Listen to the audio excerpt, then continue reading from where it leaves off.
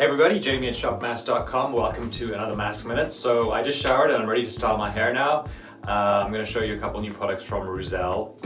REUZEL is best known for their pomades, but they've recently ventured into other categories like a fiber gel and a powder, which you can see in other videos that we've done.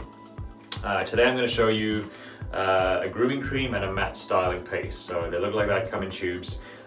They're both water soluble, so they rinse out really nicely from the hair.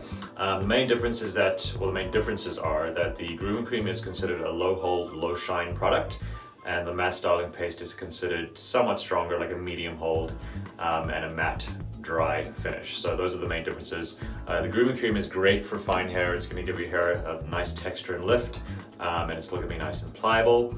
And then same thing with the matte styling paste. Nice texture, a little bit of lift if you want it, just more of a dry finish, and it's pliable. So if you like a product that you can have in your hair but still be able to run your hands through your hair, then this would definitely be a good choice. So I'm going to demo the matte styling paste.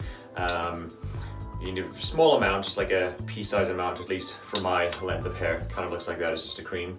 If your hair is longer, then you would probably need more than that.